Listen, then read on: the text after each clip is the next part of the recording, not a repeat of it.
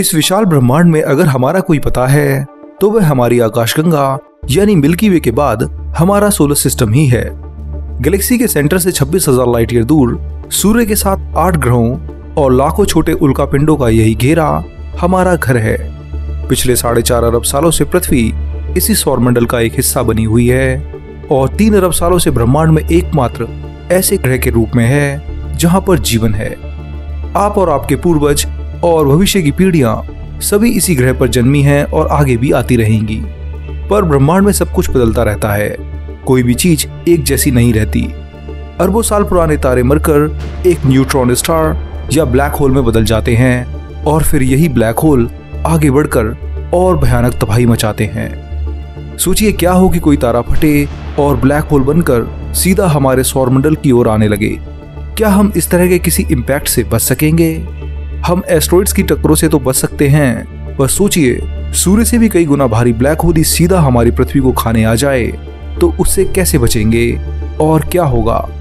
ये सोचने में ही डरावना लगता है। पर आज का वीडियो भविष्य में होने वाली इसी घटना के ऊपर है जिसे आपको पक्का जानना चाहिए। तो बिना देर किए आइए चलते हैं पृथ्वी और ब्लैक होल की इस टक्कर की अनोखी यात्रा पर। सोचिए क्या होगा अगर हमारे सोलर सिस्टम यानी ऑर्ट क्लाउड के अंदर कोई ब्लैक होल एंटर कर जाए। क्या हम इसका ट्रैक चेंज कर सकते हैं? और क्या होगा अगर ये सीधा हमारे सूर्य की ओर आने लगे? और ये आखिर कितना टाइम लेगा पूरे सोलर सिस्टम को खत्म करने के लिए? तो चलिए जानते हैं। अब आप में से कई लोग कहेंगे कि ब्लैक होल तो मूव नहीं कर सकते, वे एक जगह स्थिर रहते हैं। तो दोस्तों मुझे ये बताते हुए बहुत दुख हो रहा है कि हमारी गैलेक्सी में कुल ऐसे 12 ब्लैक होल के निशान साइंटिस्ट को मिले हैं जो लगातार मूव करते रहते हैं। और इन 12 को तो अभी साइंटिस्टों ने ऑब्जर्व किया है। न जाने हमारी गैलेक्सी में ऐसे कितने और ब्लैक होल मौजूद हो सकते हैं जो इसी तरीके से भटकते रहते हों और अपनी पोजीशन को बदलते रहते हों। वैसे इन चलते फिरते ब्लैक होल को हम रोग ब्लैक होल कहते हैं और आगे इस वीडियो में मैं इसे रोग ब्लैक होल ही बोलूंगा। तो चलिए जानते हैं कि आखिर एक रोग ब्लैक होल कैसे फॉर्म होता है और इसकी अब तक की खोजी गई मैक्सिमम स्पीड कितनी हो सकती है। तो एक रॉक ब्लैक होल के बनने के वैज्ञानिक 2 कारण बताते हैं, पर इसका तीसरा कारण भी हो सकता है जो आपके होश उड़ा दे। तो एक एक करके इन्हें पहले जान लेते हैं। दोस्तों भटकता हुआ आवारा ब्लैक होल बनने का पहला कारण है कि जब कोई 2 ब्लैक होल आपस में मर्ज होते हैं तो उनके मर्जर के समय एक छोटा ब्लैक होल उनसे सेपरेट हो जाता है और मर्जर के समय निकलने वाली हाई एनर्जी के कारण वो छोटा ब्लैक होल दूर फेंक दिया जाता है। तो ऐसे फॉर्म होता है एक रोग ब्लैक होल। वहीं इसका दूसरा कारण ये है कि जब कोई स्टार ब्लैक होल बनने के लिए सुपरनोवा धमाका करता है तो वो एक्सप्लोजन इतना पावरफुल होता है कि ब्लैक होल को ही उसके कोर से बाहर कर देता है और ये ब्लैक होल फिर पूरे स्पेस में हमेशा के लिए भटकता ही रहता है। अगर तीसरे कारण की ओर जाएं तो यहाँ पर टाइप 3 सिविलाइजेशन की ओर जाना होगा। ये सभ्यता पूरी गैलेक्सी पर राज करती है और ब्लैक होल से एनर्जी लेती है और उन्हें खत्म भी करती है। तो ऐसे में इस तरह की एलियन सभ्यता भी ऐसे कई भटकते हुए ब्लैक होल बनाकर स्पेस में रिलीज करती होगी जो कि फिर हमारी जैसी कम विकसित सभ्यता के लिए असल खतरा बन जाते हैं। तो ऐसा हो सकता है कि एलियन भी रोग ब्लैक होल बनाकर उन्हें ऐसे ही ब्रह्मांड में छोड़ देते हों। पृथ्वी से 5000 लाइट ईयर दूर एक ऐसा ही ब्लैक होल वैज्ञानिकों को मिला है जिसकी स्पीड 45 किलोमीटर पर सेकंड और कहीं तो 1,62,000 किलोमीटर प्रति घंटा है। पर इतनी स्पीड से भी इसे हमारे पास आने में कई हजारों साल लग जाएंगे। अपने अंदर से लाइट को बाहर नहीं आने देने के कारण इन ब्लैक होल को देखना बहुत ही मुश्किल होता है और उनकी ट्रेजेक्टरी को डिटेक्ट करना तो लगभग नामुमकिन ही होता है, क्योंकि इस अंधकार से भरे स्पेस में इन ब्लैक होल्स को ढूंढने का मतलब अंधेरे में सुई ढूंढने से भी 1000 गुना ज्यादा मुश्किल है।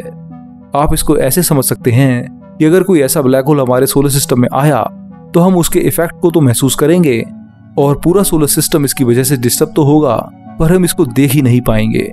तो सोचिए धरती के इतने पास होते हुए भी हम इन्हें देख नहीं सकते हैं, तो हजारों लाइट ईयर्स दूर इन्हें देखना तो लगभग असंभव ही हो सकता है। अब आप में से बहुत लोग ये बोलेंगे कि जब हम ब्लैक होल को देख ही नहीं सकते हैं तो वैज्ञानिक पता कैसे लगाते हैं कि ऐसे रोग ब्लैक होल इस ब्रह्मांड में एग्जिस्ट भी करते हैं। तो दोस्तों इन्हें पता किया जाता है इनके आसपास इफेक्ट होने वाले ऑब्जेक्ट्स के अनसर्टेन और इर्रेगुलर बिहेवियर को देखकर। इसका सबसे बढ़िया उदाहरण है कि जब 2011 में हबल टेलीस्कोप ने पृथ्वी से 20,000 लाइट ईयर दूरी पर एक स्टार की स्टडी की तो उस स्टार में हबल टेलीस्कोप ने एक अजीब सी चीज नोटिस की। इस स्टार की ब्राइटनेस अचानक से बढ़ गई थी और साइंटिस्ट इसका कारण ग्रेविटेशनल लेंसिंग बता रहे थे। उस ब्राइट स्टार को कोई मैसिव ऑब्जेक्ट लेंस कर रहा था और वह ऑब्जेक्ट दिखाई भी नहीं दे रहा था और ये सारी चीजें एक ब्लैक होल के इफेक्ट को शो कर रही थीं।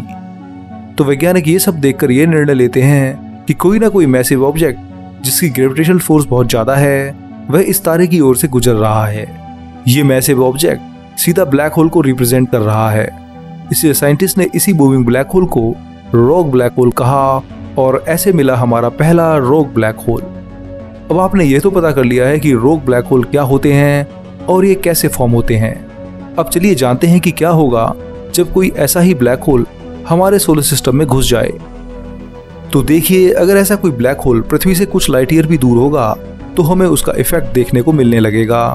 और अगर 1,62,000 किलोमीटर प्रति घंटे की स्पीड से मूव करने वाला कोई भी ब्लैक होल हमारे ऑट क्लाउड में एंटर कर जाए, यानी कि हमारे सोलर सिस्टम की बाहरी बाउंड्री में एंटर कर जाए, तो इतनी स्पीड से उसे धरती तक पहुंचने में 5,000 साल लगेंगे। पर ये 5,000 साल भी बिल्कुल शांत नहीं होंगे, क्योंकि ऑट क्लाउड में एंटर करते ही इसके हाई ग्रेविटेशनल पावर की वजह से ऑट क्लाउड में मौजूद सारे एस्ट्रॉयड, मीटेओराइट और क्लाउड पार्टिकल डिस्टर्ब होकर इधर उधर हो जाएंगे और कुछ शायद हमारी प्यारी धरती पर भी आकर के टकरा जाएं। पर खतरा यहीं कम नहीं होगा। नेपच्यून से लगभग कुछ लाख किलोमीटर आते आते हमारी धरती पर एस्ट्रॉयड और मीटेओराइट्स के साथ साथ सुनामी और भूकंप भी आना शुरू हो जाएगा।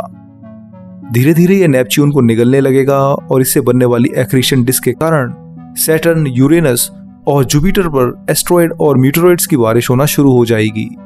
और तो और जुपिटर के एस्ट्रॉयड बेल्ट में मौजूद जितने भी पत्थर और उल्कापिंड हैं, वह अपनी ऑर्बिट को भी छोड़कर अपने आसपास के प्लेनेट में जा टकराएंगे। धीरे धीरे ये नेपच्यून के सारे गैस पार्टिकल्स को अपने अंदर और तेजी से समाने लगेगा और इसी तरीके से ये यूरेनस को भी निगल जाएगा। अब बारी आएगी शनि ग्रह की। उस समय तक शनि ग्रह एस्ट्रॉयड से बना अपना रिंग खो चुका होगा और ये ब्लैक होल शनि ग्रह तक पहुंचने में बस कुछ ही साल का समय लगाएगा और धीरे धीरे ये शनि को भी दूर से ही निगलना शुरू कर देगा और अब तक इसका एक्रीशन डिस्क भी बहुत ज्यादा बढ़ चुका होगा।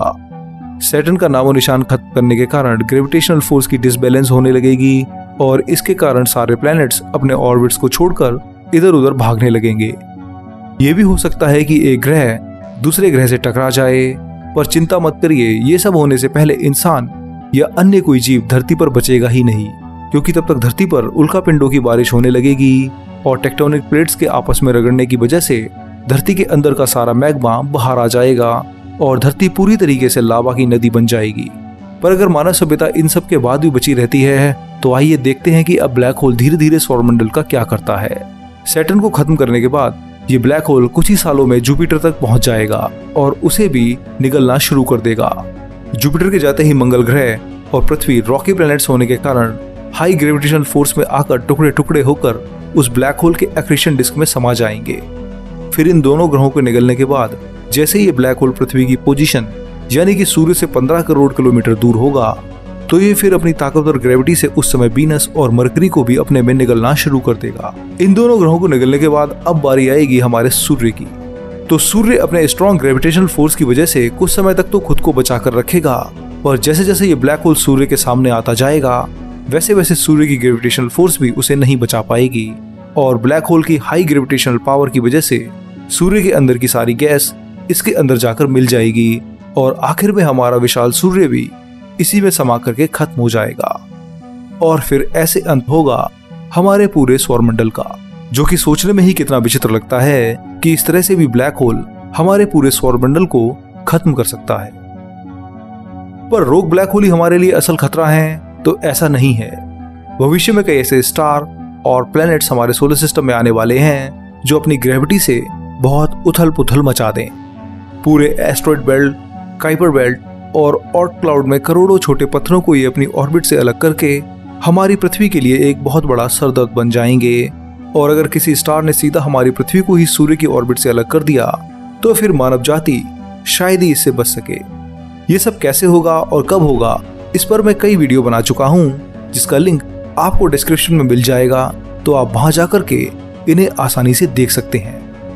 दोस्तों, इस वीडियो में इतना ही। यह मैंने आपको बताया है कि कैसे एक ब्लैक होल जो कि अगर भटक जाए और सीधा हमारी पृथ्वी की ओर आने लगे तो क्या होगा, क्या हम इसके रास्ते को बदल पाएंगे या फिर ये हमें पूरी तरीके से नष्ट कर देगा?